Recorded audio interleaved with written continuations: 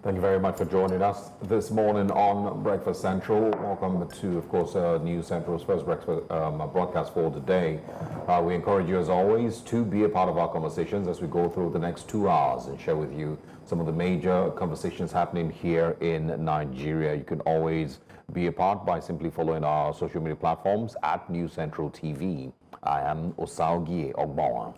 And I am Olive Emodi, welcoming you to the show. Thank you so much for joining us. We hope that for the next 2 hours, you'll also be a part of the conversations by calling in when we open the phone lines to review the newspaper front pages. Now, the past 24 hours, there's a story that has broken. It's been a very big story, which we'll be looking at much later this morning. It's the arrest of activist Dele Farotimi that has generated a lot of reactions from a number of Nigerians. We've seen the likes of Omoyele Sowore, Obieze Kwesili, all putting out statements, and even the Labour Party presidential candidate, His Excellency Peter Obi, all putting out statements urging the police to release him immediately. Details of his arrest have also been shared yesterday on News Central Television. Our correspondent, Niyi Omoniyi, spoke with his lawyer and got details about his arrest. And here also on social media had put out a statement to this effect. It turns out that there's a defamation case against him, one according to the reports by Chief Afe Babalola, who, of course, had set the law in motion for his arrest, according to the reports we've seen. Now, the police say that they've arrested and they're interrogating him in Ekiti State. The subject of the defamatory material, according to Dele Farotimi, is his book, Nigeria and its Criminal Justice System. And in this book, he talks about a number of things and a number of people. He talks about the justice system and the breakdown of the justice system. And names were mentioned, one of which is Afe Babalola. Now, part of the arguments against the actions of the police would be the fact that this happened, or the defamatory action, the book, was published here in Lagos. So why did they need to take him to Ekiti and arrest him and do the interrogations there? A number of the cries have been one of foul play and accusing the police of being instruments of manipulation and instruments to set the law in motion against citizens who have rights and freedom of expression. Dele Farotimi, on the other hand, through his public release or a statement on his social media platform, and quite frankly, several news outlets where he's been interviewed about this, has said and reiterated the fact that the defense to defamation is truth, and that he dares any of the public officials or individuals that he's mentioned to come and prove themselves in court and say that what he has said is not the truth. But yes, that's one of the stories, one of the biggest stories that has occurred in the past 24 hours, still ongoing, and we will bring more details. If you look at this video clip, this is a clip alleged to be the moment where Rapid Response Squad officials not really attacked, but visited his office and carried out the arrest. And I think the major subject of debate here is the unlawful manner in which the Nigerian police carries out its arrests. They say they had a warrant of arrest, but you don't come into an office trying to carry out an arrest and acting like a common criminal. They carried guns, according to the reports. They pointed guns. Even the lawyer said the gun was cocked at him, pointed at him, and he was asked, first of all, to submit his phone. And we see that that's usually the practice a number of times here in Nigeria, where we see some of these, and this is not all policemen. We're not painting all of them with with a bad brush. However, there are some very corrupt eggs in the Nigerian police force that have no idea what arrest proceedings should look like, or what the procedure should look like. You go to arrest somebody, you seize their phones, even up to the phone of the staff at the organization. You point a gun at the lawyer at the organization, telling him if he takes a step forward, that you're going to shoot him. And how does that even make sense in a country that supposedly runs a democracy, in a country where citizens have rights? So I think that's one of the most appalling realizations from that arrest. Yeah, I mean, I don't agree with the part where you mentioned that they are not aware of, how arrests should be carried out. I think they're very much aware, or if they're not aware, it's because the Nigerian police, the Nigerian state hasn't taken that part seriously enough to ensure that it trains its officers. And of course, because the Nigerian state, from what we see, doesn't necessarily respect or value the rights of the average Nigerian, and so it doesn't bother itself with ensuring that these, I's are dotted and these T's are crossed, with regard to the training for its officers. If it has, taken, time to train these officers, then it's, going back to the fact that the Nigerian state doesn't, respect those rights. And so the officers, which represent the Nigerian state wouldn't bother themselves with, the whole, process of maybe reading you your rights, or ensuring that there is a proper warrant for your arrest and all of that.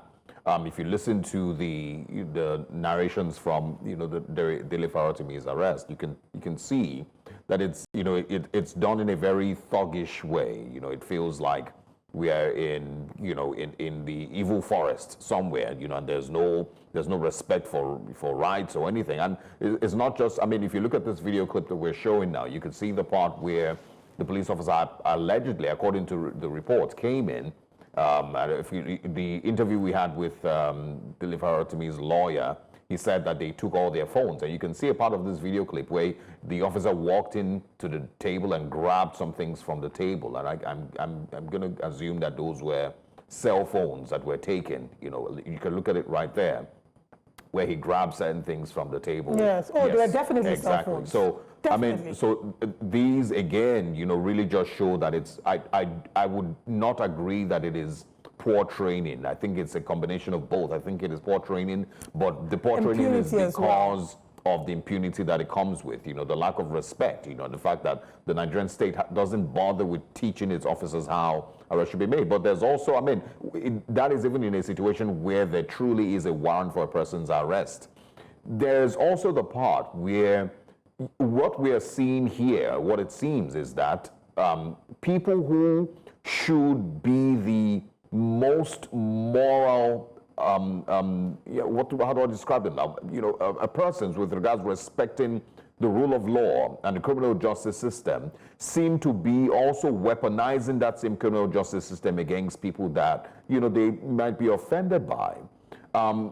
There is a way that things should be done. If you feel defamed, you go to court.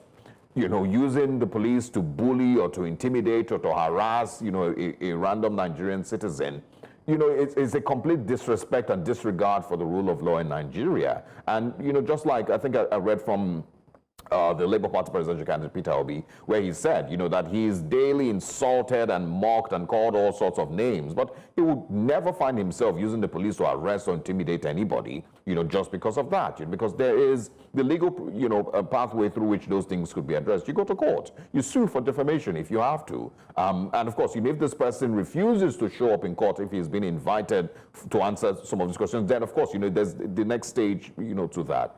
I'm going to quote something from Atelo Peter's side, in response to this. He says, the people writing petitions against Dele Farotimi, along with their errand boys in the Nigerian police, have actually defamed themselves far more than Dele could have ever done.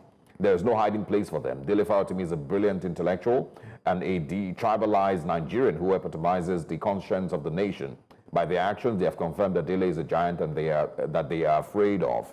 And you can't, really disagree with what Atelo Peter's side has said there. He posted that on X a couple of hours, ago in response to, all the, the happenings in the last, couple of hours. So it is sad, but it once again reminds you, just like I have repeatedly said, that the Nigerian state itself doesn't seem to have a lot of value or respect or recognition of the rights of the average Nigerian. And the criminal justice system can be weaponized against anybody at any time absolutely. that, it chooses to. As we wrap up the conversation, if I recall correctly, there was a procedure for you to be arrested. There were certain things, at least from my recollection of what I was taught in law school, it would be that if you have to arrest someone, in fact, if you walk through the procedure, it's a far cry from what it is right now. The police should even allow you to search them first. If they stop you, they should allow you to search them, and then you will search them. Or they should be able to present the warrant of arrest and not treat you like a common criminal. There is no part of the arrest, especially when you were not caught in the act of committing a crime, that says that it's okay to seize mobile phones or it's okay to point guns at people, which is what these law enforcement agents who, according to Dele Farotimi's lawyer, refused to identify themselves to him. That's what they did. And we're not in a jungle. Nigeria is not a jungle. We must also highlight the fact that it's not just, the Dele Farotimi's arrest. It's also the things that happened prior to his arrest. It's also the security guard that was arrested, somewhere, to... And then trying to lure him to come to church so that they can arrest him. And even the fact that he had complained about an initial murder plot against him and he felt like nothing was done. But we will talk more about this shortly as we have a seasoned guest who will be sharing her thoughts on this. But let's share with you what our breakfast headlines are.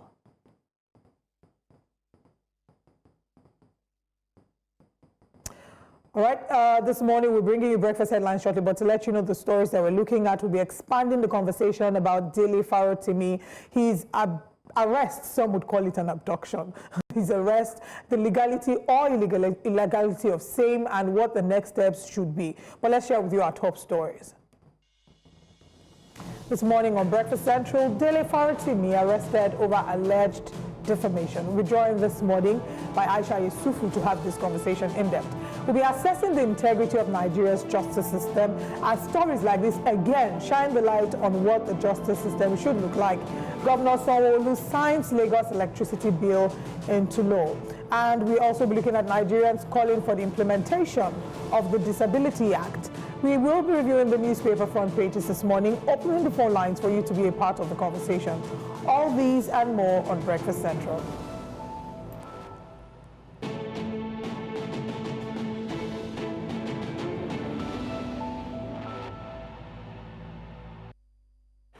Welcome once again. Human rights activist and lawyer Dele Farotimi's arrest yesterday has caused a mixed reaction in different quarters of the country. New Central TV decided to get to work in finding out what may have led to his arrest and how it all happened.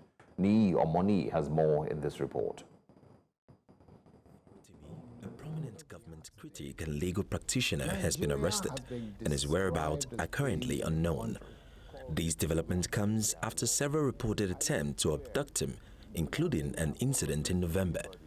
According to Omoyele Shore, an activist who raised the alarm on his X account, Farotimi's arrest is linked to a defamation petition filed against him.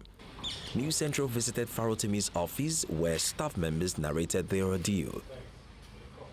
Mr. Farotimi's office is upstairs, but before you access his office, you will need to pass through the security door. So when they came in, they attempted to open the security door, but could not. They had to.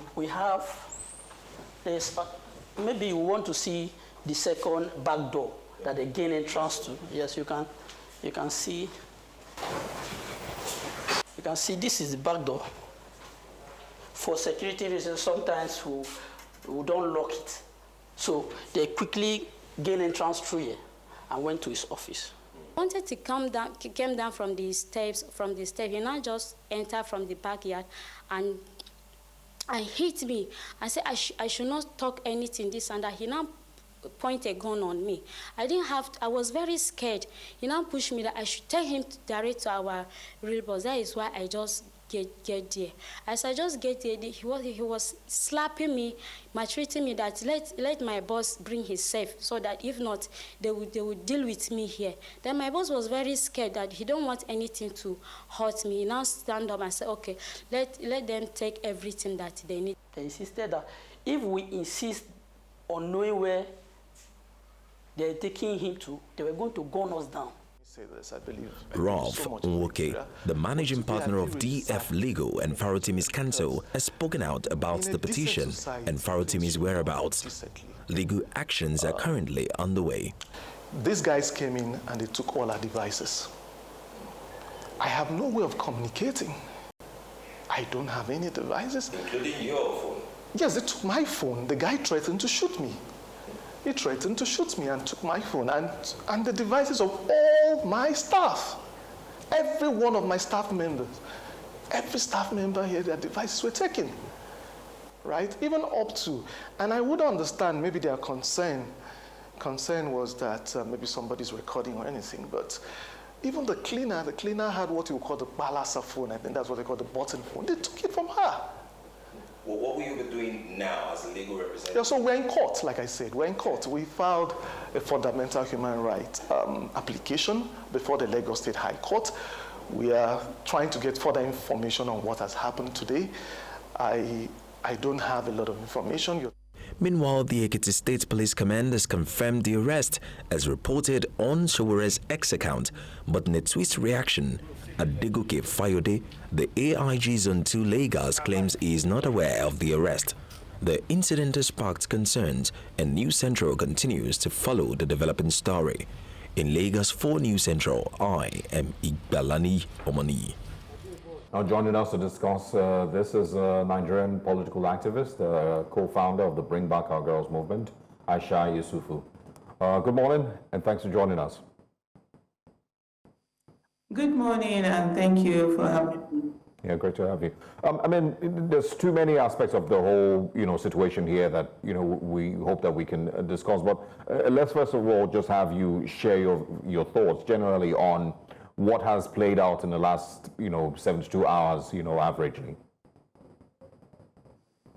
I think for me, generally, what has played out is that the Nigerian police has behaved as if the same way that terrorists and, bandits usually do to citizens in Nigeria, which is to go in and abduct a Nigerian citizen. That's exactly what they have done. And it's so surprising that along that also, like we've heard from the lawyer there, they've gone on to also pack the phones of people, property of people. So you're wondering what is going on. And at the end of the day, the Nigerian police has always shown itself to be a willing tool of oppression that is used to oppress Nigerian citizens. And it's really very shameful.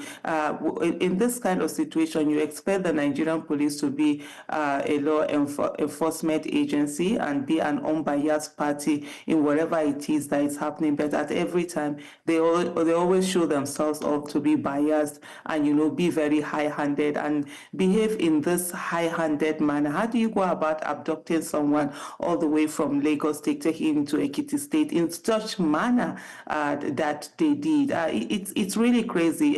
A few months ago, I did ask a question, is the Nigerian police a law enforcement agency or is it a criminal enterprise? And I think every day they go on to keep answering that question themselves.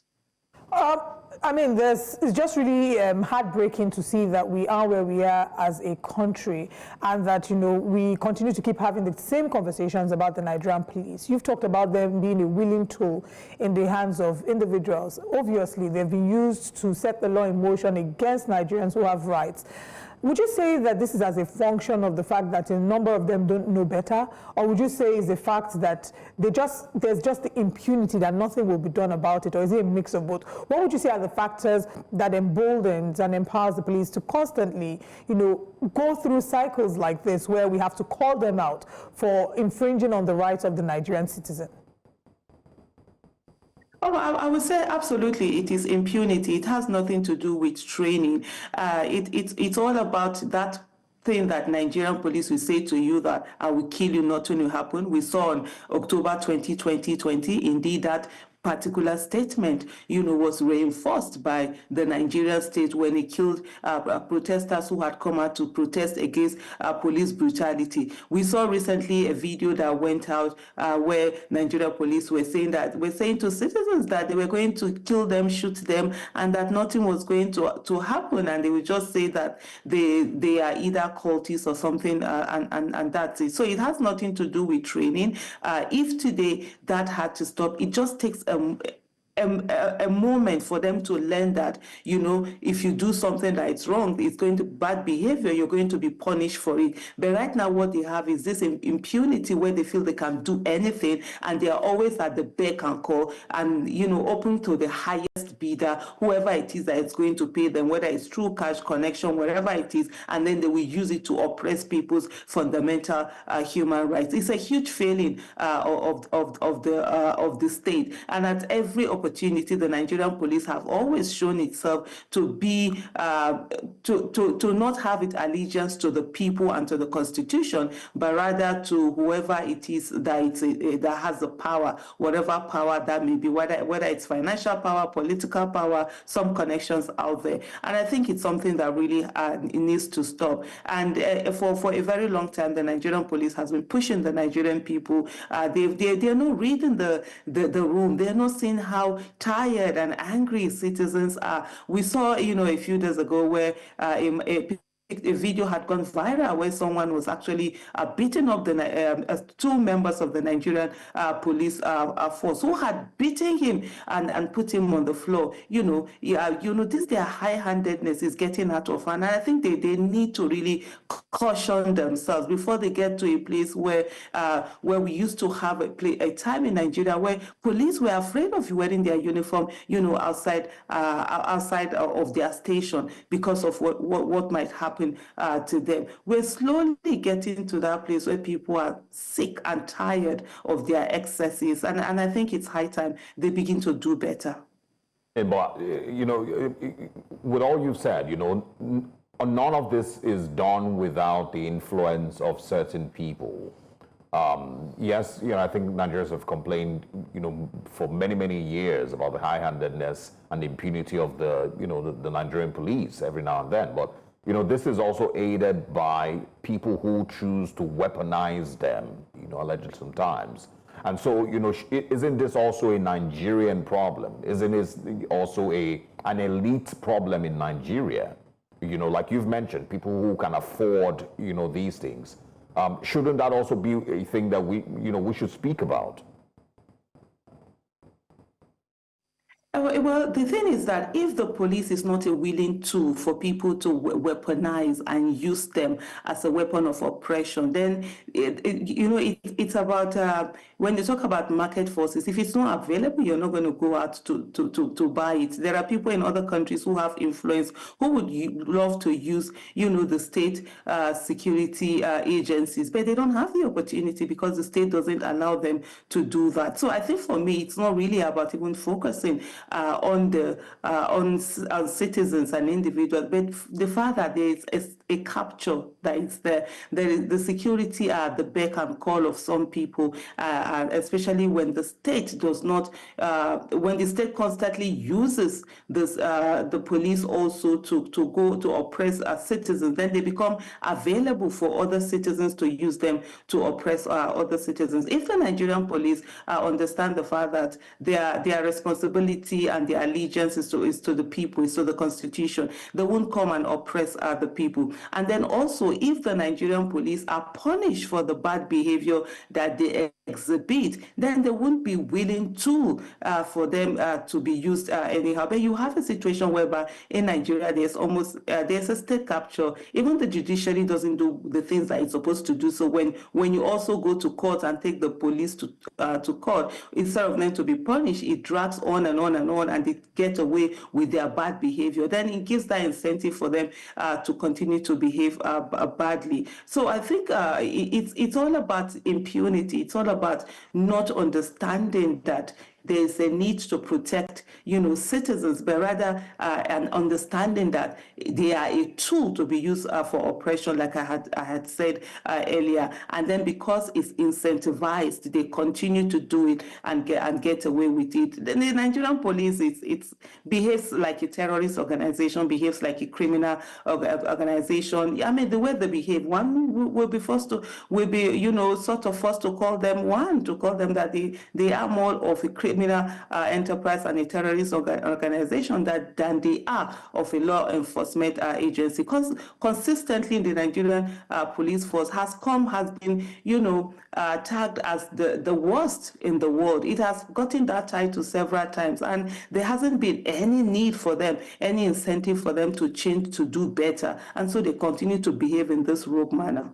When the people at the helm of affairs, so the elite that we refer to, that oftentimes use the police as a tool for manipulation, a tool for infringing on the rights of innocent Nigerians and citizens, when they often report their case to the police, and this is an argument that I've heard from a number of them who have maybe been accused of setting the law in motion wrongfully against Nigerian citizens. When they report to the police, some of them would argue that they've made a report, and then the police, in their own wisdom, then decides on how best to go on with this investigation. So in this case, he's accused Chief Afe Babalola in a post on his Instagram 22 hours ago. He accused Chief Afe Babalola of being the one behind all of this in Ekiti State.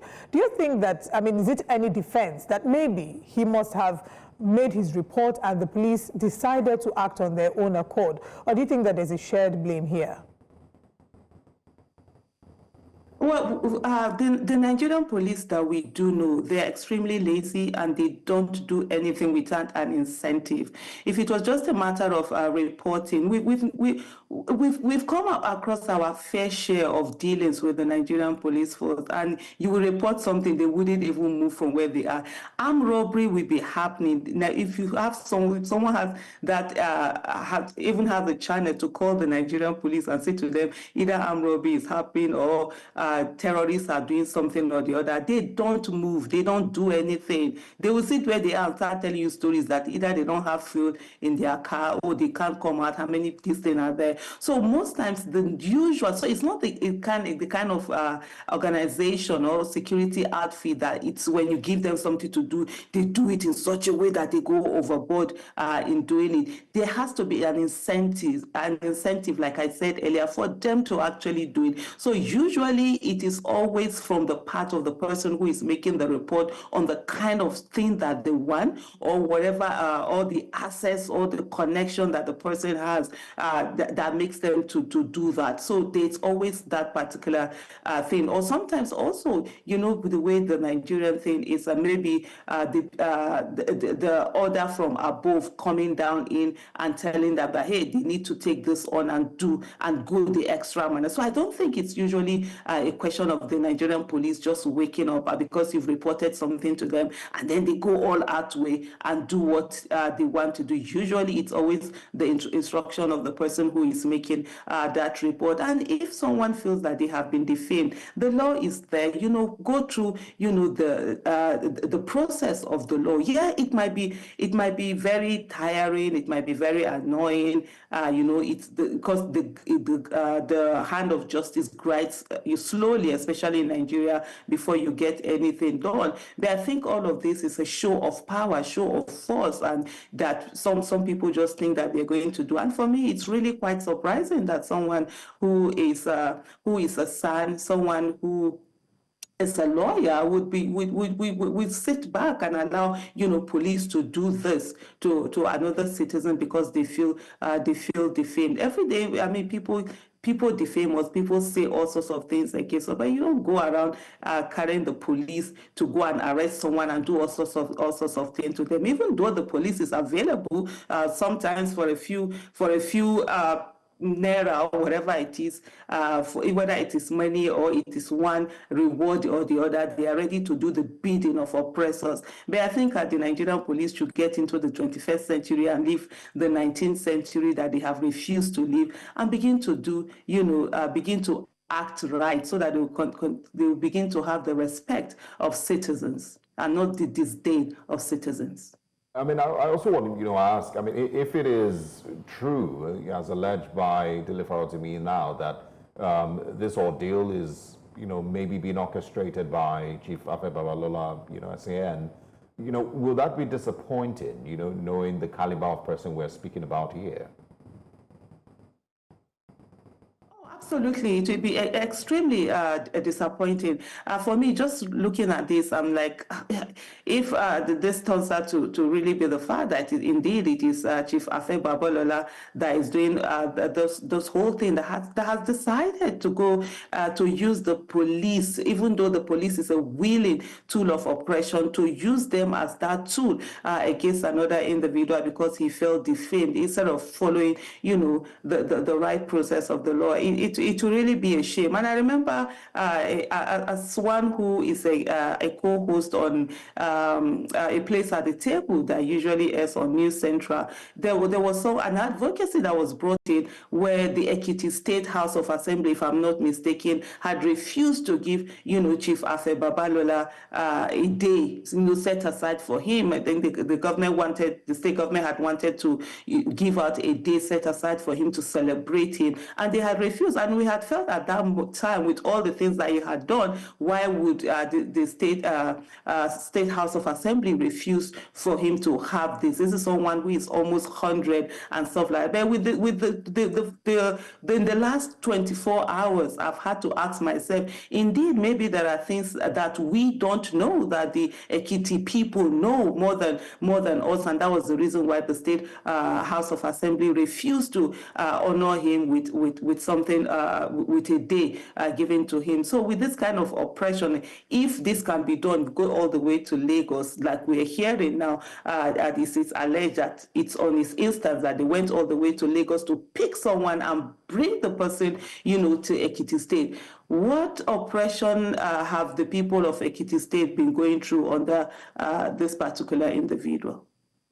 Just to mention, I mean, since we're speaking about the personality of Chief Afe Babalola, who, many Nigerians and law-abiding Nigerians would assume and say that because he's a lawyer, there are higher expectations from him. The Nigerian Bar Association, through its president, has put out a post on X. They've given their press statement, and part of it was reiterating that this is a crime of libel, that libel ceased to be, ceased to be an offense in Lagos State, a criminal offense in Lagos State. They've criticized the invasion of the law firm and the way that his arrest was carried out. Do you expect that there are certain other things that maybe the Nigerian Bar Association need to do to checkmate incidences like this from reoccurring? And what sort of picture does it paint? Do you think that this in a way reflects badly on the Nigerian Bar Association, or the body of the judiciary, the body of lawyers? Do you think it reflects badly? Oh yeah, it actually does, because the two people, if it's the allegation, it's right that indeed it's Chief Afe Babalola that it's doing this. They are members of the Nigerian Bar Association, and they are the ones who are where one is now using the police, even though the police is a willing tool of oppression. There has to be a certain degree of self-restraint and discipline that does not allow one to actually use them, even though they are a willing tool of oppression. And for a senior member of the bar to go ahead, and willingly use the Nigerian police force in this manner, I mean, it says a lot about the association. It reflects on the association, rather. Let me use those words. It reflects on the association. But I must say that it's commendable that the Nigerian Bar Association has actually put out a statement. We know hitherto they probably wouldn't have done that, or just simply look the other way. But I think they need to go ahead and begin to devise means of punishing, their members who don't follow the law the way it should be followed, or who allow themselves to oppress, other people, not just even when it is other lawyers alone, but other people. We must understand the fact that we're living in a country where everything literally has failed. Organizations have failed, institutions have failed, security outfits. We rather do things that are outside of the law than things that are within the law. And every individual must make that conscious effort not to willingly use the tool that is available, that is against his sanity, or against the Constitution, against upholding justice, as the case may be. And this whole arrest has gone on to indeed show that whatever it is that Mr. Dele Farotimi had written in his book, that indeed there's an element of truth in it. This is going ahead to just prove what was written in that particular book. And the fact that the justice system has been criminalized and being used against the people by certain people, and some people are using it to get advantage that they shouldn't be getting. Some might also describe this, as a tactic to also silence dissenting voices in Nigeria today, which of course, you might be one of those who have been, who has been very vocal, about, the ills in our society, and of course, bad governance. There's that aspect, but I also want to, ask, we have a new CJN, Justice Kekereekun, and of course, she's made promises to clean up the system. What do you think happens next? Do you expect any changes? What would you also recommend, for the average Nigerian going forward? For the average Nigerian going forward, I think one of the things that need to happen is that people need to be very vigilant, and people need to be watchful, and people need to connect the dots. A few weeks ago, I would say also on a place at the table on Central TV, a program that normally comes up 8 p.m. on Sundays, I had done an advocacy, and I said people should connect the dots, that they were trying to silence the voices of people that usually speak up. There were smear campaigns, going on. There were attacks. There were arrests going on. So these are all part of a grand scheme. And if you really are following and connecting the dots, you will see whereby if you can't get someone through certain way, use another way to be able to get them, and just use whatever it is. And as long as you're oppressing that voice, as long as you're taking that voice away and taking them out of the system, sometimes these are some of the things that are being done. We've seen something similar like this that had been done to Agba Jalingo, and he spent years, being incarcerated, which is definitely what we do insist on. It's not going to happen here. Beyond just hoping is for Nigerians to come out and understand that when one person is affected, we all are affected. That right now it's not just Dele Farotimi that has been arrested, but every Nigerian citizen with a voice, every Nigerian citizen who wants the right thing to be done, every Nigerian citizen who speaks out for Nigeria has also been arrested. And the CJN the world is watching, and it's for her to understand that whatever it is, it's not about the position that it is today. It's about what effort that will be done, what legacy will she leave down for Nigerians that are going to come after us 100 years from now. Would they remember that there was someone who stood for justice and insisted that justice prevail in Nigeria and not be a puppet to the paymaster? The judiciary right now is in shambles. The judiciary has been captured. The judiciary, it's just like the police, is also a willing tool of oppression that is being used to oppress the people. And this is a time for us to know whether indeed she is ready to fight the corruption that is there. The other time, indeed, of course, there were certain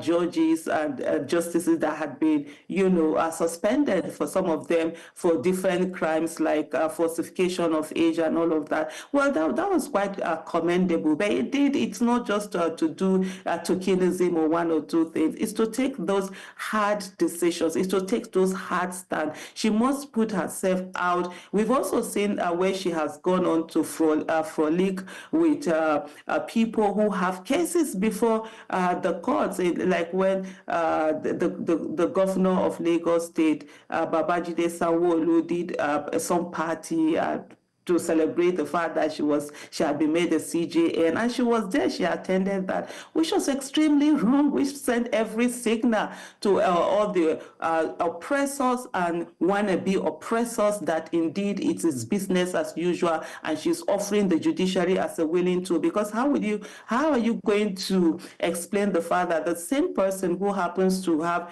cases before you, who we will appear before the court up the way to the Supreme Court, is throwing a party for you, and you're frolicking with him and celebrating with him? So even in those kind of body language, she has sent out to the oppressors that it is business as usual, and the oppressors and wannabe oppressors that it's business as usual, and of course they should continue the things that they do. But I sincerely pray that she proves us wrong and just stands for justice and ensure that Nigeria gets away from the banana republic that it has become and begin to have sanity, where justice should be the first thing that is on the table. Because at the end of the day, without justice, we won't have peace, and we will continue to have a police force that behaves more like a terrorist organization than a law enforcement organization. That you've mentioned justice, I think my question would be, in this case, with Dele Farotimi being arrested, you have spoken strongly, several other leading voices like Dr. Obi Ezekwesili, Omoyele Sowore, His Excellency Peter Obi, and a number of people have spoken strongly asking for the release of Dele Farotimi. But if you see the reports, for example, the one that News Central did, the exclusive report we did, we interviewed the cleaner who talked about being slapped, who talked about her phones being stolen. We all saw the video clip. What will justice for Dele Farotimi be? Would it be just to release him? Is that enough? No, absolutely not. Just releasing him, it's not enough. It's to find all of those officers that were part of this abduction, because this is not an arrest, this is an abduction, and it should be criminalized, and every one of them needs to be punished. It's also to look at to ensure that all the phones that they have stolen, because this is stealing, what were they taking those phones for goodness sake? Did they think that it's just stealing? Ensure that everything is brought back, and also justice for the cleaner and all the staff that were manhandled and those that were beaten and all of that. They also need justice, and if possible, there should be a monetary compensation that comes with it. The Nigerian police force need to start paying a lot of damages for its high-handedness and the way it behaves, since it doesn't understand the fact that they should do the right thing. They probably, by the time they begin to slap fines on them, and that would also be a way for them to not start behaving very well. It might be that incentive that they need for them to begin to behave very well. Civil matters should be left for the courts. It's not the business of the Nigerian police. And I think I remember there was a particular time when it was the Nigerian police would not even want to meddle in this whole thing. And I would say it comes down also to leadership. We had a time when there was an IG of police, that would ensure that, the police, at least to an extent, do not take part in, civil matters. Even like you will hear from the courts, from the police themselves, they will be like, oh no, we don't want to participate in this, because at the end of the day, the courts were really fining them, and they were paying this money. This monies were being paid out. But now, we've gotten to a situation whereby you have an IG of police who literally tells you that he's sort of like a puppet to someone, and so he's going to behave anyhow, and it's going to pass down to his men and women being down there. But one of the things that I find very disturbing is the fact that constantly, this high-handedness that Nigerian police force exhibit against its citizens who haven't done anything, they don't exhibit it to terrorists, they don't exhibit it to bandits, to the extent that, Nigerian policemen and women will be killed like chicken, in such very brutal manner, and you will not see anger coming from the Nigerian police force. You will not see them going after these criminals, who are killing our citizens, who are also killing their members. They do nothing. A few days ago, a lawmaker, was abducted by terrorists / bandits. You never know which is which now, and he was abducted, and his police orderly were killed. This kind of behavior that we saw them exhibiting in abducting Mr. Dele Farotimi, we would want to see them exhibit that against terrorists. We will even clap for them. Bello Truji is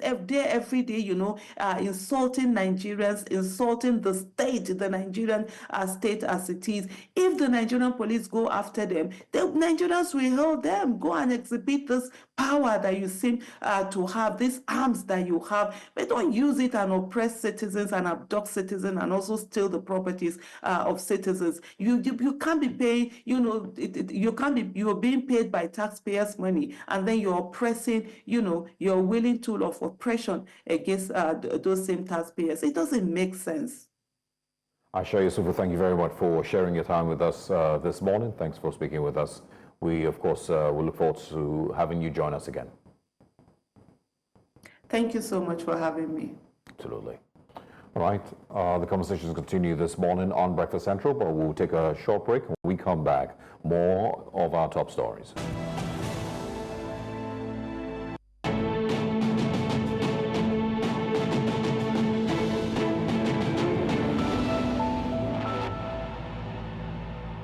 In the year 2020, the Independent Corrupt Practices and Other Related Offences Commission, ICPC, revealed that the Nigerian judicial sector ranked highest on the corruption index between 2018 and 2020. A citizens' perception survey conducted by Anvari Tech Researchers NG and Beansika Insights in 2021 also found that 71% of Nigerians lack trust in the judiciary. This survey, which polled 1,861 respondents across Nigeria's 6 geopolitical zones, showed that respondents disagreed that the judicial system is fair and treats everyone equally. Only 28.8% agree that the justice system is fair. Recent events in the nation have raised questions about the integrity of the justice system, with concerns over judicial autonomy, delayed trials, detentions without bail, allegations of bribery and classism in getting fair judgments and contradicting court judgments. Now, many Nigerians have wondered if the Chief Justice of Nigeria, Kudirat Kekereekun, will take on the task of restoring public trust in the justice system. While some Nigerians are optimistic, others have raised concerns about the CJN's relationship with some politicians. Joining us to discuss the integrity of the Nigerian justice system is a legal practitioner and the convener of Vanguard for the Independence of the Judiciary, Douglas Ogbankwa. Good morning. Thank you for joining us. Good morning, Mr. Ogbankwa. Good to have you. Also joined this morning by legal practitioner Evans Ufeli. Thank you so much for joining us, gentlemen. Thank you. Good morning. All right. So let's start with something that we alluded to, or I alluded to while speaking. One of the criticism leveled against the Chief Justice of the Federal Republic. You know, we're seeing that there have been allegations of frolicking with politicians, and we've seen a number of people share their pieces and opinion ads on articles about this. Is this something that one should worry about? I'll start with Mr. Ogbankwa.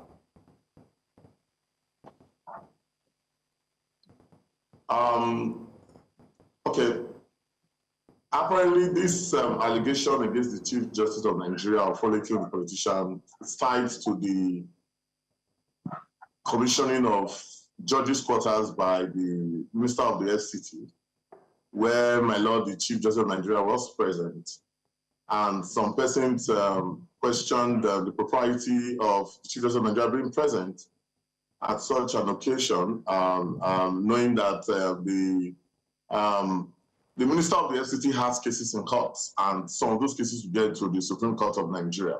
Particularly speaking, I am aware that there is something known as the Code of Conduct for Judicial Officers, and that is actually the instrument that regulates the conduct of judicial officers in public and private affairs. And one of the articles in that Code of Conduct stipulates that a judicial officer shall not conduct himself in a way that would expose him to persons who ordinarily have litigations in his court. And even the same Code of Conduct talks about judicial officer receiving gifts, which may, in one way or the other, suggest that it could lead to a compromise of the justice system. So that takes us to the situation of ministers, of governors, building houses and buying cars for judicial officers. The Code of Conduct for Judicial Officers was not made by us, lawyers. It was made by they to guide them. And one would expect that judicial officers should keep to those Code of Conduct. So the scenario of the governor buying cars, for example, and sharing it for judges in the states, or a minister building houses and sharing it for judges in the state, Emefiele may as well buy cars and build houses, or Komesambo Dasuki, or anybody who has a case in court. I would expect our judicial officers to conduct themselves in a way and manner that will instill public confidence in the judicial system. I usually say that the appellation, my Lord, is one that is made for the Almighty God. And when you bear that appellation, my Lord, you should actually, like Caesar's wife, live above board. You should not live your life in a way that would suggest or instill some kind of suspicion in any way whatsoever. So I would say that the fact that judges are being given houses, are being given cars, I'm talking generally, is actually something that we should worry about, because the persons who give these houses and who give these cars, they have cases in the courts of my lord. A scenario happened when the Security and Exchange Commission held a conference in London with some judges of one of the courts in Nigeria, and we raised an eyebrow and said, why would an agency of the federal government who has cases in the courts of my lords be holding exclusive conferences in London where you do not have lawyers who represent the other party or even the parties themselves? So if the Security and Exchange Commission, for example, organized a conference in London, can, let's say, a stockbroker organize a conference in London, if the EFCC organizes a conferences and judges are there, ex parte, they are the solely judges and the EFCC and their lawyers are there, can a Yahoo boy, unquote, organize a conference? Then the judges also will be there. Let's call it spade a spade. Let's do things the right way. We have to do because there's a lot of suspicion of the judicial system in Nigeria. And those who run Nigerian judiciary should instill confidence. And aside what you just talked about, I think for the very first time in a long while, the Chief Justice of Nigeria, Honorable Justice Kudirat Motomori Kukuretu, GCFR, as chairman of the National Judicial Council, has shown that the National Judicial Council cannot just work, that it can bite. So we have seen a scenario, for example, where judges were dismissed. 2 judges were dismissed, and 2 others were suspended. And we have a lot of investigations ongoing, committees constituted to investigate complaints from Nigerians against judges. And the investigations are at fever pitch. That is one scenario that has not existed for a very, very long time. So it is important for our judiciary to be very, very circumspect about how they are perceived by the public, because the confidence that the public has in them in dispensing justice is important in the whole spectrum. Yeah, I mean, so we're going to come back to you, because I also like to know about, what role you are also playing in cleaning up, the judiciary around you. But let's bring in Evans Ufeli. The statistics showing bribery in the justice system are staggering. They're disappointing. Yeah, and I don't know that anybody can, act like they don't see it. So Ufeli, tell me about what the reality really is around you. Situations that you maybe are familiar with. Where is the thickest form of bribery that happens around the judiciary that you are aware of?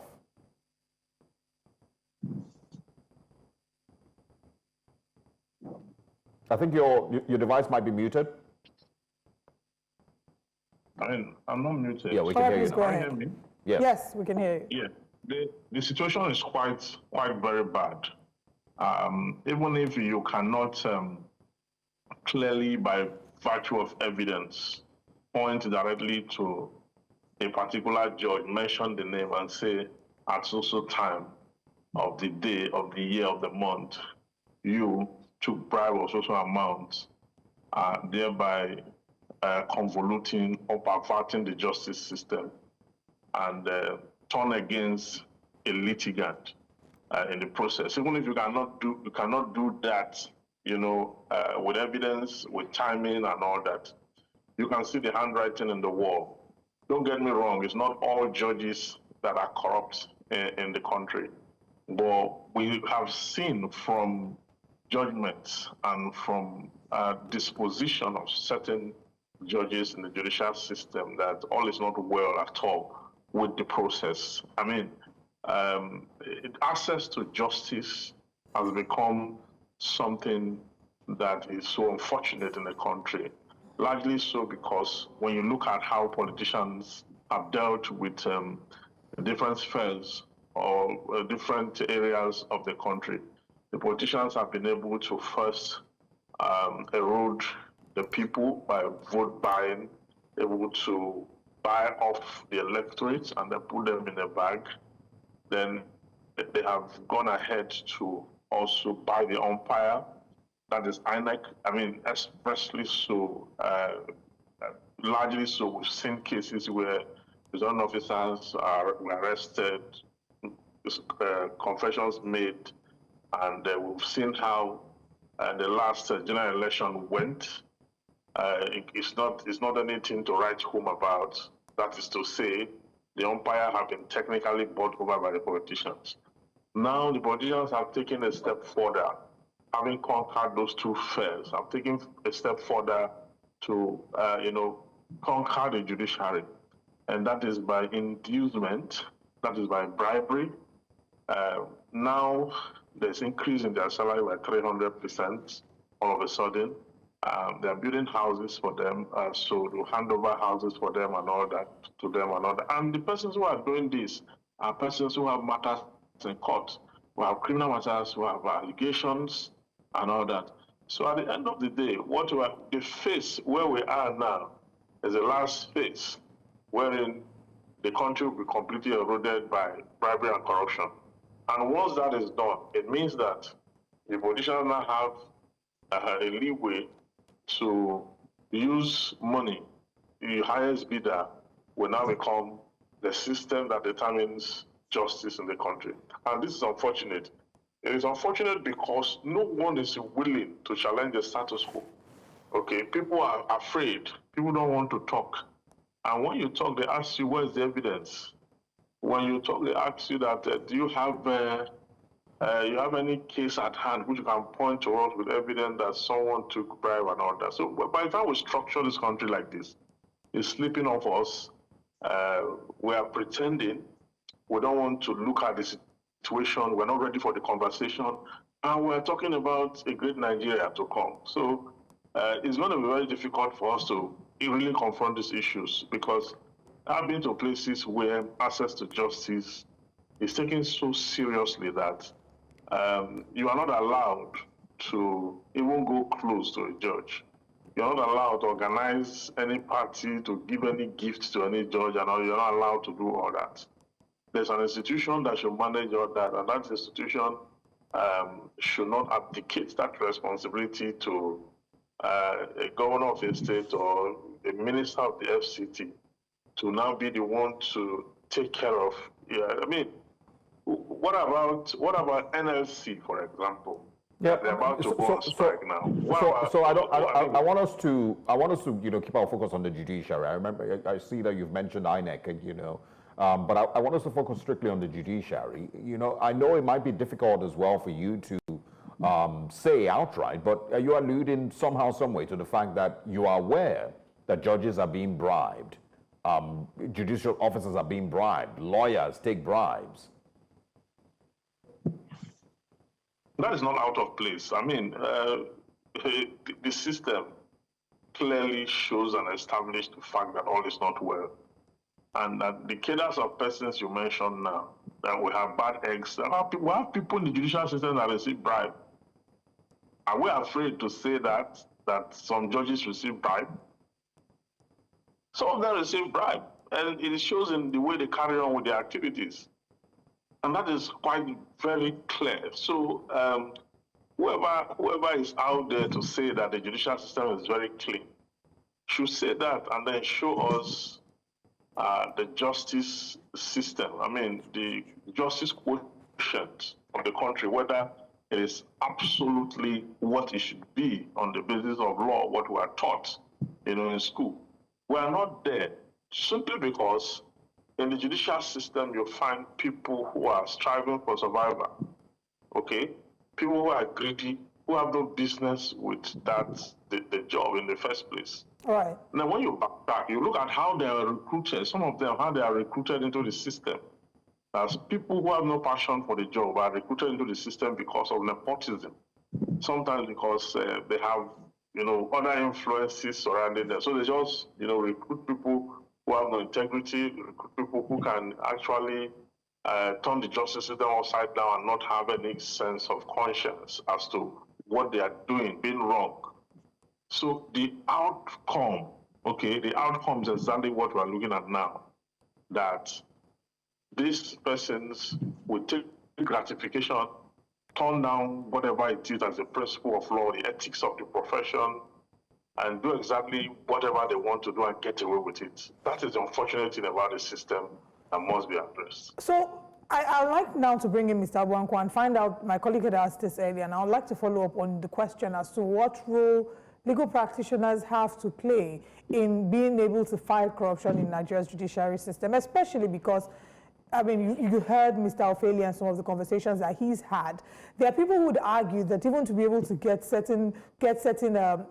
obtain certain positions, like maybe the SAN, that you have to be able to ensure that certain judges know you. You have to ensure that there are certain things you need to do to ensure that when it comes up, your case is easier to be able to scale through. And some of these judges are just, lawyers are just really trying to make ends meet. So how can lawyers and legal practitioners speak up, but beyond speaking up, fight against the corruption in the justice system?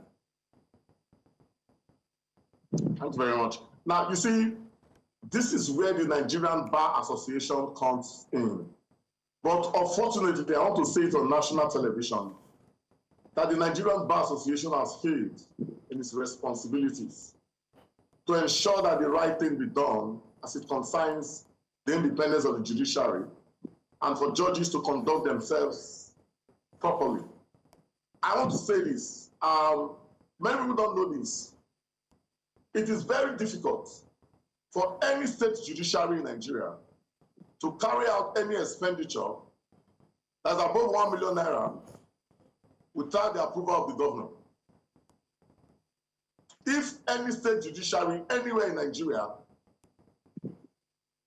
when I mean state judiciary, you know what I mean, like Edo State, Lagos State, Delta, and Anambra State, Imo State, wants to carry out any programs that is above 1 million naira, it must be approved by the governor. How can you say that is a judiciary? How can that be a judiciary? The same governor that have cases in their court is the one that approves expenditure for them to carry out programs and objectives. If the governor does not buy a car for any judge, no judge will have a car in Nigeria. I'm talking about state judiciary now. The federal judiciary is almost completely independent. The federal judiciary. I'm talking about state judiciary. If a state governor does not buy a car for a judge, the judge will not have an official car. So how can you have justice in such a scenario? And you have 106 branches of the Nigerian Bar Association. All we do jamborees every year. We don't sit down and tell ourselves the truth. Even when we hold our annual general conferences, we do not even discuss issues that concern us. We discuss extraneous issues. I, on my own, have tried as much as possible. For example, in Edo State, when Governor Godwin Obaseki refused to swear in judges for a year, I fought, even though I was being fought, they fought me back, but even inside the fight that we were fighting, I was standing firm. And I told them, you don't have a right to say you don't swear these judges in, because these judges have been approved by the National Judicial Council. By the time Godwin Obaseki was to swear in those 8 judges, he swore in only 5. And he did not swear in 3. What did our Bar Association, both at the local and the national level, do about it? Popo Martins came all the way from Warri to address that issue. And at the point he said he was going to take them to the legal practitioner disciplinary committee for conduct of becoming of a lawyer. I can tell you that the NBA nationals beat down on him and they removed him as chairman of the NBA's female. And at the state level, the state government came for me too. So, and I want to tell you, the Bar Association should stand up to be counted. Because it is the bar that is the bedrock of the justice system in this country. The bar have not acted as a bedrock. Chief Gani Fairwell, blessed memory, said the legal profession ought to be and must strive to remain a dependable person of hope, help and succor for the repressed, the oppressed, and the suppressed in our society. We do jamborees every year. We hold dinners, annual general conferences. How many times have we called the governors to account? Do you know that by section 121 subsection 3 of the Constitution of the Federal Republic of Nigeria 1999 amended by the 5th alteration states that any money standing to the credit of the judiciary shall be paid directly to the heads of courts. Do you know the judiciary does not even need to get money from government? They generate their own revenue. But the revenue is paid into the coffers of the State Board of Internal Revenue. That is the truth. These billions you see State Board of Internal Revenue declaring every month, it is the judiciary that generates it. Yeah, I mean, but unfortunately... Like I told me of them one day in the conference. I told him, you are not funding the judiciary is the one funding you. Yeah, I mean, we could pass... $100 payment for filing fees. When EFCC charges people to court and they plea bargain, sometimes they pay 200,000, 1 million, that money goes into the coffers of the state government, but it's generated by the judiciary. If somebody dies in some states of the federation, you pay 5% of any money in the bank to the state government when the court gives an order or letter of administration. In other states, you pay 10%. Money lenders license is there. Fines for people that have been convicted. This money goes to the cover of the state government, but the money generated by those are money standing to the credit of the judiciary according to section 1213 of the Constitution. We have bar associations everywhere. They don't have the balls to stand against these governors. They want to maintain the nomenclature friend of governor. While our judiciary is just there. Yeah. It is budgets. Hold on, Mr. Obankwa. The person who controls the money controls the process. Yeah. And I have said it in many forums. I'm very passionate about this because, as a matter of fact, I have been a personal victim of what I'm talking about. It is budget that is governance. It is the person who controls the money that controls the process. Yeah, so, Mr. Obankwa, kindly hold on. We need you to hold on. We need to go on an ad break. Kindly hold on, Mr. Obankwa. We need to go on an ad break. When we come back, we'll have you, finish your thoughts. But I think you've established, what the major problem is. And it sounds like everyone knows that, their neighbors in the judiciary, they're all getting bribed somehow, some way. There's a lot of issues, financial issues in the judiciary system. But we'll talk about it when we come back and also bring in Evans Ofeli. Stay with us.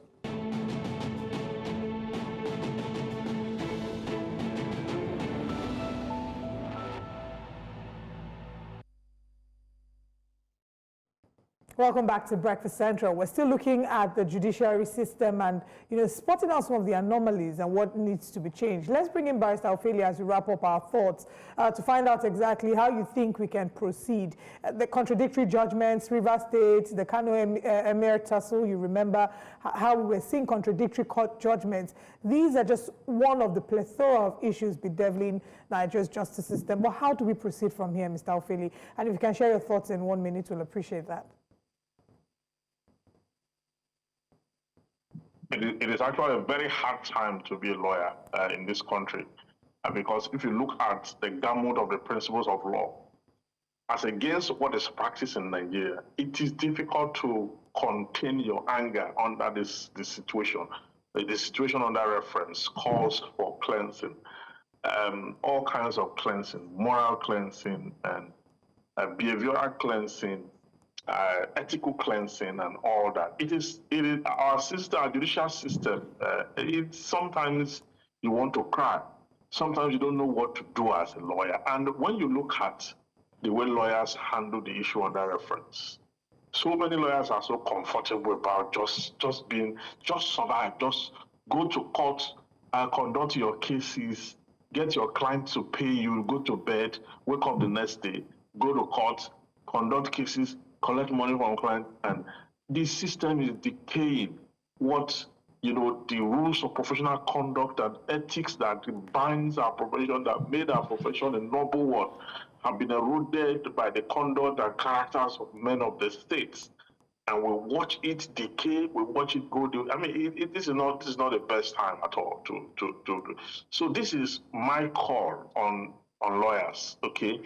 If the judges have defined their part and those who give gratification to the system to pollute and influence it have taken their part, it is then the time of lawyers to, let's drop our wig and gown and go and look into the system and cleanse it. Let us march, to the point where this problem is being generated from, and let's go and correct it. We cannot continue like this. This is a profession that was handed over to all. Something to hand over to, those who are coming after us. our successors. So we must do something about to ensure that the judicial system is cleansed for all and sundry, so that we can have a system, something very befitting that can be bequeathed to the lawyers coming. Okay, well, Mr. Obankwa, 1 minute, please. We need to wrap up. It's very important for Nigerian legal practitioners to understand that it is in our interest to insist that the independence of the judiciary is actually accentuated to the highest level. It is not about, just like my learned friend said, law practice is not a business. Law practice is like a calling. Those who see that business, I wish them well. But law practice, as far as I'm concerned, is about being like a priest in the society. You stand between man and God. Both the judges and the lawyers, they stand as a gap between men and God. So we must understand the enormity of the powers that we carry. We hold the destiny of a nation in our hands. And it is important for us to ensure that for there to be the integrity of the process to be expanded, it is there, we must establish some structure and some protocol that will be sure that no man will be somewhere dictating what is happening. Because he who controls the budget controls the docket. That's the truth. So I want to reiterate, budgeting is governance. The person who pays the piper dictates the tune. And the Bar Association, it's a clarion call on the Bar Association. They should wake up both at the national level and at the local level. It's beyond issuance of statements.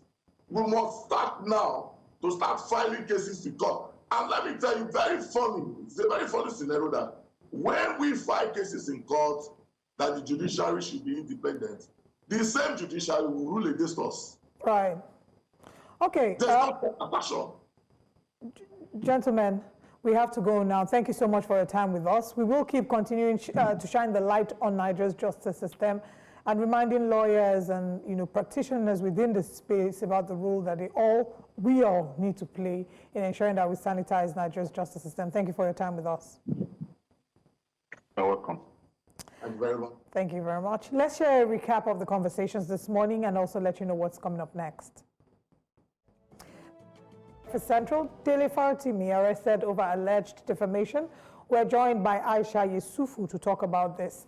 And of course, we assessed the integrity of Nigeria's justice system, joined by Douglas Ogbankwa and Evans Ufeli. We also looked at NBA and activists condemning the arrest of Dele Farotimi. We expect that this will be one of the biggest stories we'll see this morning in the papers. But now let's share what's coming up next. Governor Sanwo-Olu signs Lagos electricity bill into law. And also, newspaper front pages, major stories bringing headlines across Nigeria this Wednesday morning. We'll also be bringing you Which Way Nigeria.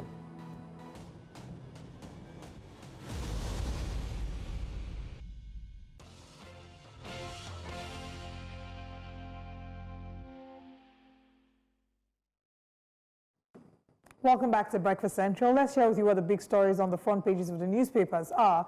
We're joined this morning by public affairs analyst Jide Johnson. Good morning. Thank you for joining us. It's a pleasure to be with you, Olive and Osarage. It's great to have you. Good morning to our viewers all over the world. All right, let's get straight into the papers. Our first paper this morning on the front page of the Punch newspaper, tax reform. Tinubu orders review as protest persists in National Assembly. Rowdy session in House, pro-Tinubu Northern Youth protest at National Assembly. Arawa Group rejects bills. NLC slams Nwifuru as Akwa Ibom joins strike. Kaduna withdraws.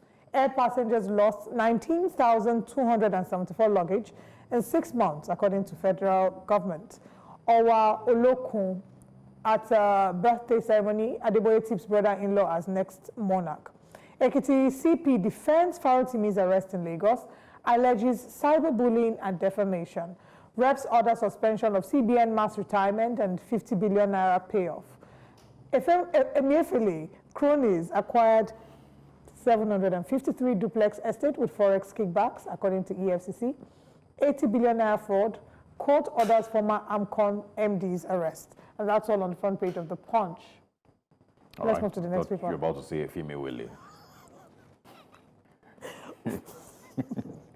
All right, now on the Daily Independent newspapers this morning, again, House of Reps session turns rowdy over tax reform bills. Protesters storm National Assembly over bills.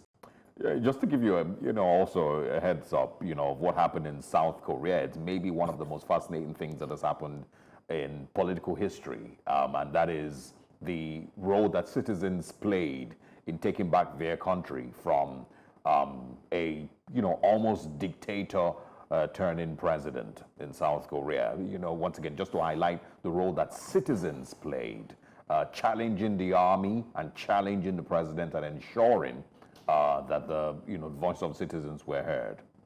But of course, we're back to Nigeria. Again, House of Rep session turns rowdy over tax reform bills. Protesters storm National Assembly over bills. Pengerson says bills will stifle oil and gas industry as it confirms Port Harcourt refinery is working. Reps give Tinubu 72 hours to unfreeze NSIPA accounts.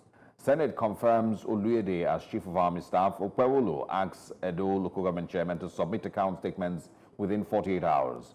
South Africa relaxes visa rules for Nigerian investors and tourists. 753 duplexes, why we didn't reveal identity of owners, and that's from the EFCC. We can also find here just one or two others that we can take. Fire destroys election materials at INEC office in Delta State. And FAN MD kicks over touting and harassment of passengers at airports.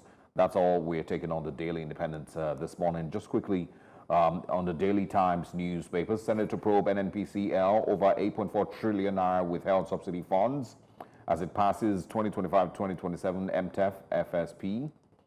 Senate confirms General Oluyede as Chief of Army Staff. Rich Nigerians not paying enough taxes, says Senator Jimo Ibrahim. Tinubu, Nigeria, South Africa must drive Africa's transformation.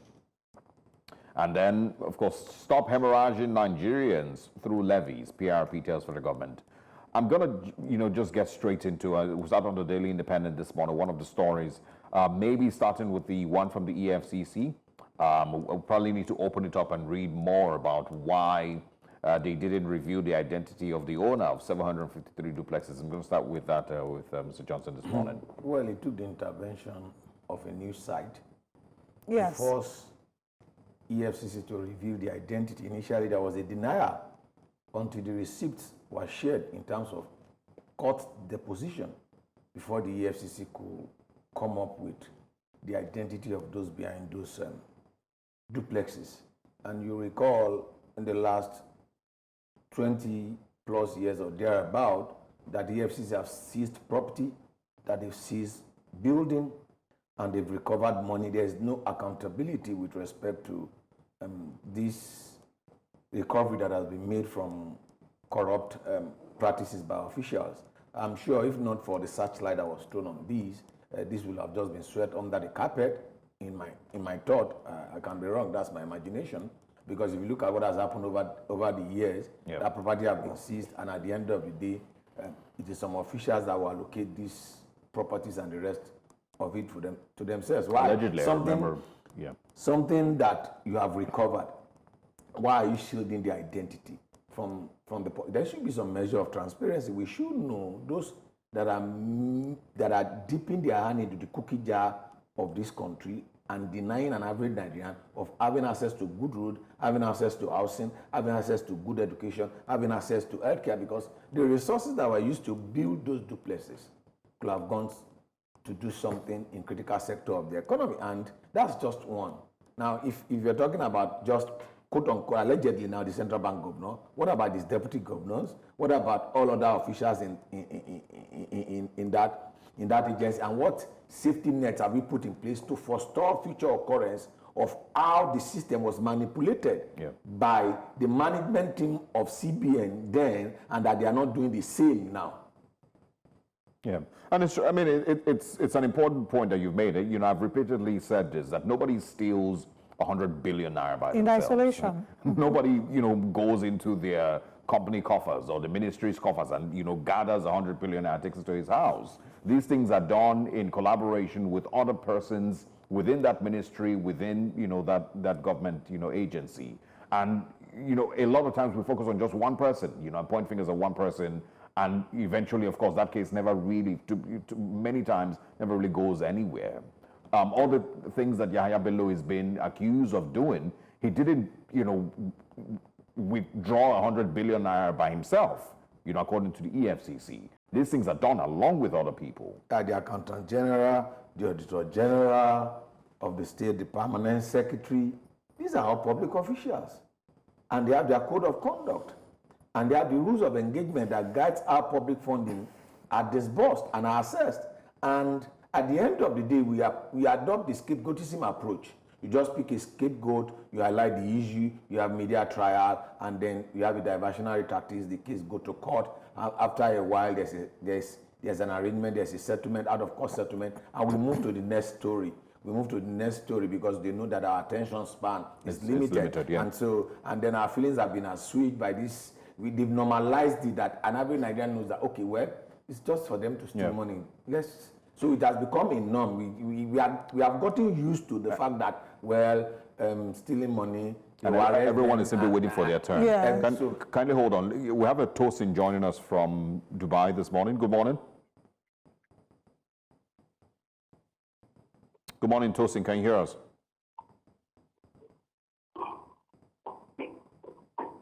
All right. We would have him, join us at some point.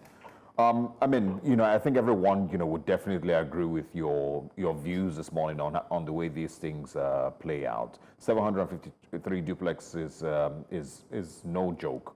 But yeah, now let's talk about, Dele Farotimi, Ekiti Commissioner of Police Defense. Farotimi's arrest in Lagos alleges cyberbullying and defamation. Well, I'm not a lawyer, but my little understanding of law and in terms of the law, jurisprudence, and the rest of it, why can't that case be referred to Lagos State Police Command? Why would the Ekiti State Police Command come to Lagos to arrest someone for a crime that was allegedly committed in Lagos? To issues that were discussed were all related to Lagos. We have seen the weaponization of our judicial system. We have also seen the weaponization of our police system. And that's why you have seen a lot of people have campaigned against state policing. Even that the federal policing that you still have some powerful elements within the society that can make use of the instrumentality of the state to oppress, quote unquote, their fellow citizen. And then for the issue that were raised, I think that those issues could be done without arresting, as if you are arresting a drug warlord or a drug kingpin. You could have invited, not forgetting the fact that there were similar cases by one of the major entrepreneurs in Nigeria that the issue had been dealt with, and you could have adopted that particular approach. And what we have witnessed even under this democratic dispensation, if it had happened under military administration, we would have said, oh no, if it's under democracy, it will never happen. We have seen a constant encroachment on the fundamental human rights of people, on the attempt to silence opposing views, the attempt to silence freedom of expression. And the beauty of democracy is this: majority will have their way, minority will have their say. Now, consenting and dissenting opinion is the beauty of democracy. Right. It is not the annihilation of opposing view. People should free to express themselves. And that's why one of the cardinal principles of democracy is the rule of law. If you feel aggrieved, that's why the judiciary is there. Now, for you to approach the court and to seek justice, whether it is individual against individual, whether it's the state against the individual, and that's why you have those ground norms. And when you go against those ground norms, then you are not operating a democratic society again. You are operating an authoritarian society that is moving towards a despotic regime. And let me quickly tie this to what you said happened in South Korea. The president, because it was unpopular, declared a martial law. Yeah. A martial law, in the sense that suspended everything. You know what? The citizens walked on the street, and the entire National Assembly, Parliament went and confronted. Can the Nigerian National Assembly do that? Confronted the army, went into the Parliament, and voted against martial law. That martial law. Yeah. One night, the entire members, both opposition and the ruling, 190 to 0. So voted entirely against the president. Within 2 hours, the president had to back down and say, okay, you know what? I'm rescinding this decision concerning. So I just want to highlight that it's not just the voting that happened. That was very significant, but it's also the fact that the army stormed their parliament to arrest these, members of parliament, and the people stood in parliament and ensured that the army didn't leave. That is to tell you that within democracy is also close to authoritarian despotic rule, because there's too much power vested in the office of the president. Just check the constitution. Now let's look at the instrumentality of the state, of the execution of various policies and what have you, the laws. The police is under the executive, the army is under the executive, and then you even look at it in terms of the dispensation of justice. Who should be prosecuted and who should not be prosecuted? It's under the Attorney General, it's the Ministry of Justice. So invariably, you could see that we have replaced, and that's my argument, we have replaced monarchical government, which is an absolute monarchy, with a modern day dictatorial government with what we call presidential system of government. All right. Because you now have what we call His Imperial Majesty, not His Excellency. And that's why you see that over time, whether it's an American democracy or it's a Nigerian democracy or it's any democracy, just look at the way presidents in the last 50 years have operated within the confines of the presidency in terms of making themselves to be above every other institution, the legislature and the judiciary, in terms of checks and balances and being the first order of government. One wonders what it will take for National Assembly, for example, to be able to speak in one voice in support of the Nigerian people, and if the time would ever come when they will not be referred to as rubber stamp. With the exception of the tax reform bill that you're having, Exactly. So I want you to speak to the tax reform bills, and why the North is so strongly opposed to it. It's been a conversation for weeks now, and there are certain people who have been, in some cases, cancelled. The Daily Trust newspaper says Northern senators demand suspension of action on bills. Rep silent spokesman over support for legislation. The Daily Independent says House of Rep session turns rowdy over tax reform bills.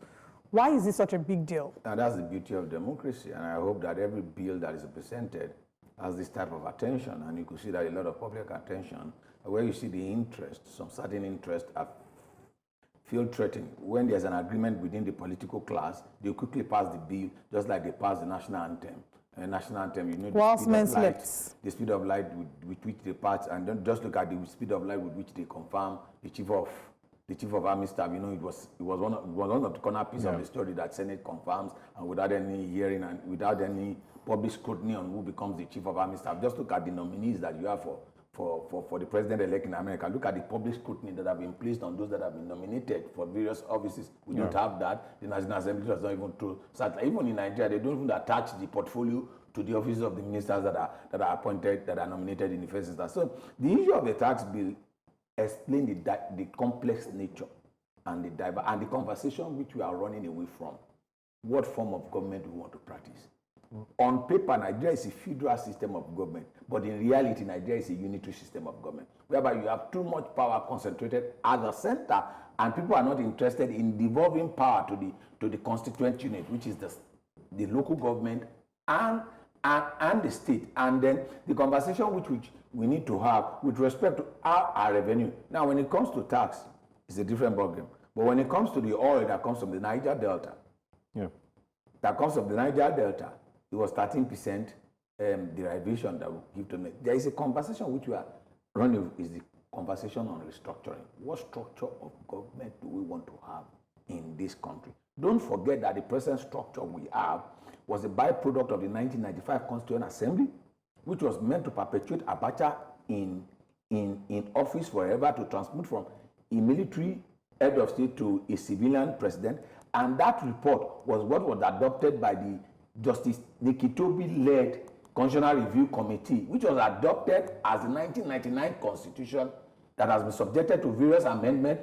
But even the Constitution, when Obasanjo was sworn in 1999, he did not even have a clean copy of that Constitution. So there is fundamental flaw. Is that Constitution written by we, the people, the Nigerian state? There's a need for us to have a plebiscite. There's the need for us to have a plebiscite. There's the need for us to have a referendum with respect to what do Nigerians want as the form of government. But we are running away from that conversation. And it's just a matter of time. There's no way you continue with this present system that you not have this type this type of problem with conversation concerning the tax reform bill. And the question which you need to ask, is it even should the priority of this present administration be about tax reforms or about resolving the economic crisis that we have, looking at how we can improve our power sector in order to boost our manufacturing sector, which is the major driver of growth of the economy, and not about looking for ways to collect money from Nigerians. All the money that we have even collected, what have we used it for?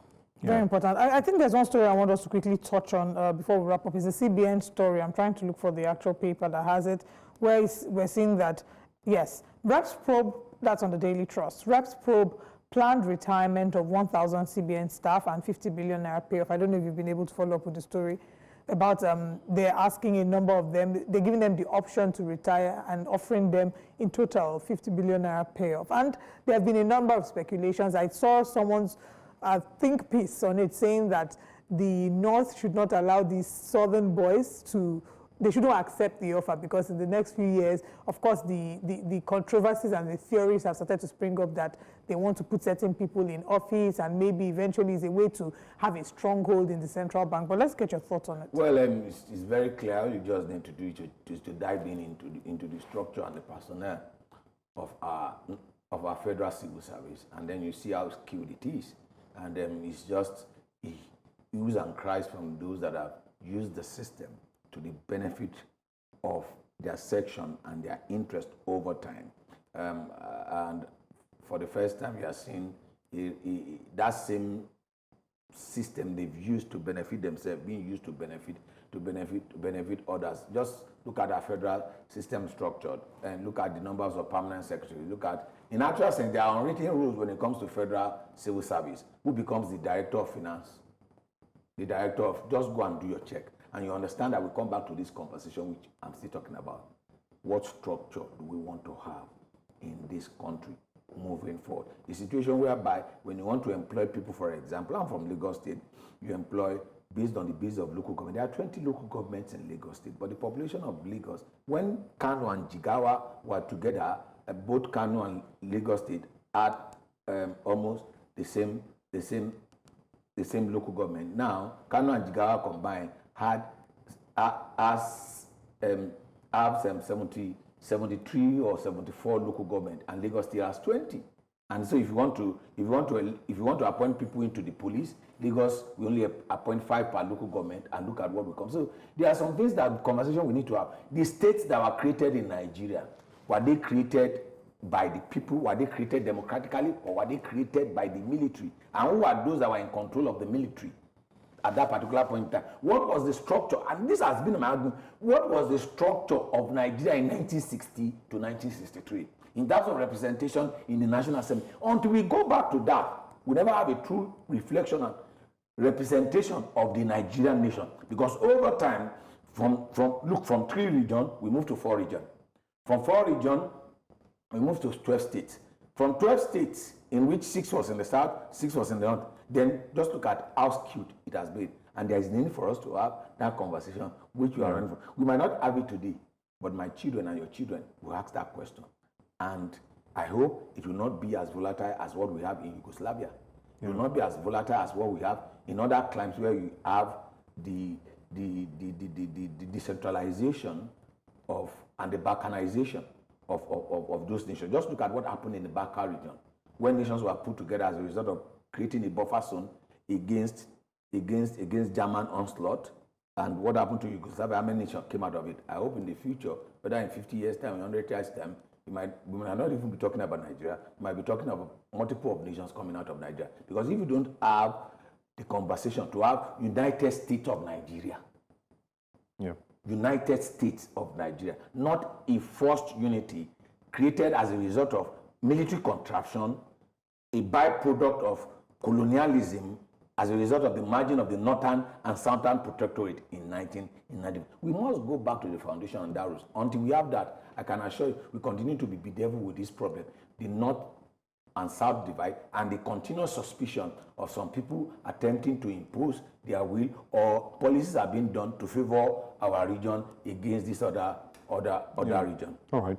I think I also want you to speak on the NNPC. It says here, Senate to probe NNPCL over 8.4 trillion naira withheld subsidy funds as it passes 2025 to 2027 MTEF and fiscal strategy paper. I think it's also on the Daily Trust this morning. Senate investigates 8.4 trillion naira withheld by NNPC and 3.6 trillion naira unremitted taxes. Now, if Nigeria want to survive, we don't want to hemorrhage. There are two super institutions that are bigger than the state that we must really look at how to address. Is the central bank. Look at the story concerning the central bank. Yeah. Now, did that process go through the National Assembly of retiring and the rest of them? What does the National Assembly, Banking and the Financial Services Committee, what role did they play? Or whether the Senate or the Rep concerning whether you sack 100 staff and there's no oversight by that body responsible to conduct that oversight. The same thing you talk about the committee on oil and gas in both chamber. What have they done concerning NNPC? This story you have read, if you do a content analysis of stories that have been done in the last 40 years about NNPC, how NNPC has not been remitting money to the federal government, you see that it's a recurrent feature.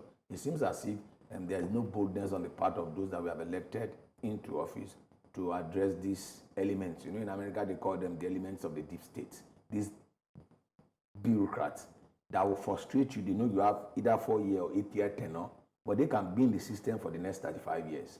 And once they are going, they replace themselves with their cronies. And as a result of that, they've held elected officials hostage.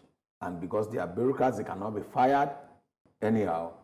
They continue to make mincemeat of public policy and make mincemeat of government ability to generate revenue, and that revenue to be used for the good of the entire citizenry, not for the good of some selfish individuals. So the more you look at this story, the more you wonder, are there individuals or elements within government that are stronger than even the government itself?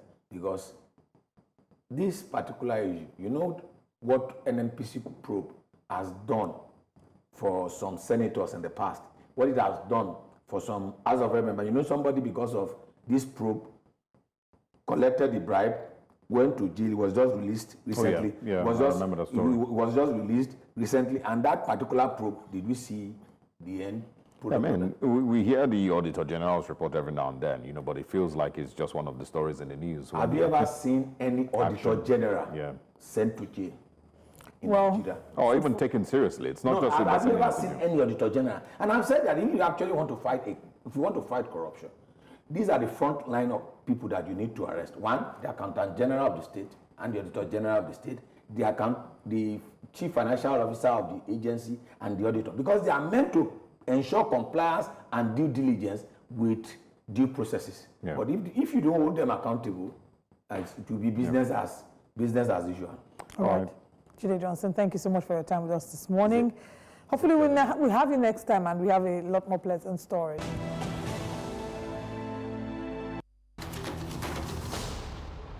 Hello, Nigerians. How are your parents?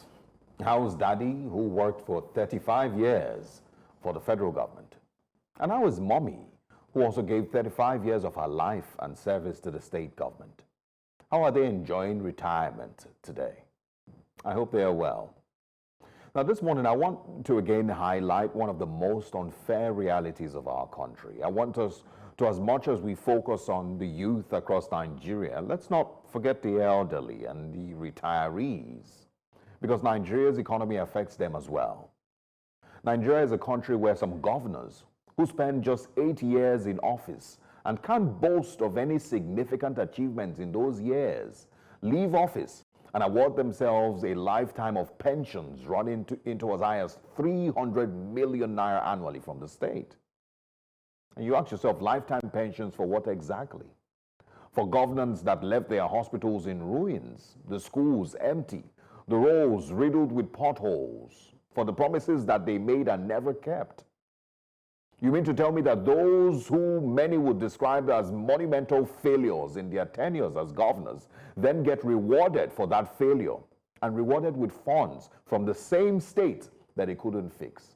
It is one of the gravest injustices in Nigeria. In fact, in 2017, it was reported that 21 state treasuries had paid out about 38 billion naira as pension benefits to 47 ex-governors, and eventually amounting to about 46.4 trillion naira since 2010. While the Nigerian retiree, on the other hand, is struggling to survive each year. Some pensioners earn as little as 4,000 naira a month. So this morning, think about your parents, those in their 70s, those in their late 60s, maybe in their 80s. And I asked this morning, how are they? The ones who actually gave their lives to Nigeria and grew through the ranks in different careers for 30, 35 years to become principals, professors, chief nursing officers, teachers, and the likes in the federal and state civil service. How are they? After 35 years in civil service, many of these persons are in their 70s struggling to manage the meager pensions that they receive every month, to buy their medications as they age, to support themselves in a struggling economy. It is one thing to struggle when you are young and full of energy and you still have hope. It's another thing to still struggle when you're giving your best years of your life to your country. And so this morning is dedicated to our parents, the elderly in our society, to say that we understand your struggles as well. Good morning, Nigerians.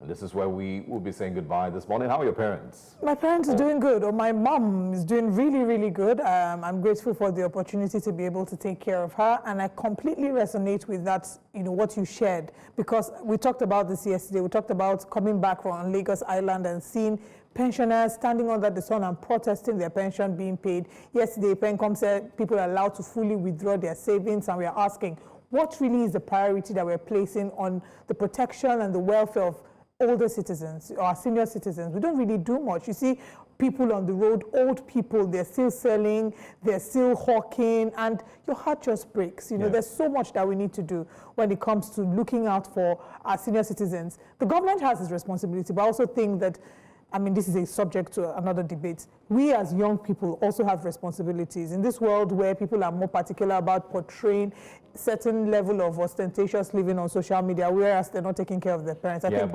that's another conversation for another day. Yes, so there is that point, but it also highlights the part where there's parents who are struggling, who are in their 70s and are still struggling because even the kids that they thought would be on their feet in their 30s still can't find a footing, because of the way Nigeria is. Right. And so, it's a system that affects everybody. Yes, it's a cycle, really, a very damaging cycle. And I thought it was important to remember them because they're barely in any conversation. Yes, we talk about young Nigerians, talk about politicians, talk about everybody, but nobody talks about parents, nobody talks about the elderly, nobody talks about retirees. May posterity be good to you. Thank you for speaking about our senior citizens. And it's on that note that we wrap up the show today. We'll be back again same time tomorrow.